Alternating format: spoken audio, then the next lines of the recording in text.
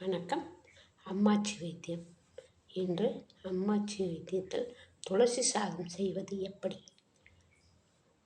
அதற்கு முன் நீங்கள் தினமும் நாங்கள் சொல்கிறோம்.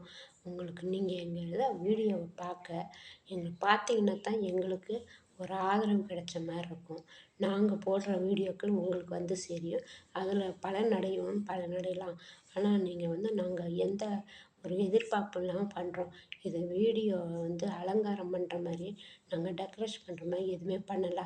நேச்சுரலாக என்ன இருக்கோ அது உங்களுக்கு நாங்கள் கொடுத்துட்ருக்கோம். தயவுசெய்து வீடியோவை கண்டினியூஸாக பாருங்கள். வாங்க வீடியோக்குள்ள போகலாம். துளசி சாதம். துளசியை ஒரு கைப்பிடி எடுத்து நன்றாக க்ளீன் பண்ணி கட் பண்ணி வைத்துக்கொள்ளுங்கள். சின்ன வெங்காயம் அது ஒரு கைப்பிடி, மிளகாய் 4 அதையும் வைத்துக்கொள்ளுங்கள். தக்காளி 3, கடுகு, உளுந்தம்பருப்பு, கடலப்பருப்பு, தேவைக்கேற்ப உப்பு.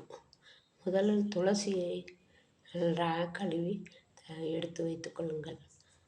முதலில் கடுகு, உளுந்தம்பருப்பு, மிளகாய் போட்டு நன்றாக கடுகு தாளித்து கொள்ளுங்கள். பிறகு சின்ன வெங்காயம், தக்காளி போட்டு நன்றாக வணக்கி கொள்ளுங்கள். பிறகு துளசி செடியை போட்டு நன்றாக வணக்குங்கள். ஒரு 5 நிமிடம் வணக்கி கொண்டிருங்கள். பிறகு எடுத்து வைத்து கொள்ளுங்கள். வடித்த சாதம் சூடாக இருக்க வேண்டும். எடுத்து அதில் போட்டு நன்றாக கிளறி போட்டு வச்சிங்கன்னா சாப்பாடு ரெடி ஆகிடும். துளசி சாப்பாடு. இதை குழந்தைங்க பெரியவங்க அனைவரும் சாப்பிடலாம். உடம்புக்கு எந்த சளி பிடிச்சிருந்தாலும் அது நன்றாக கேட்கும். தயவுசெய்து இதை சாப்பிட்டு பாருங்கள். எப்படி இருக்குன்னு சொல்லுங்கள். நன்றி, வணக்கம்.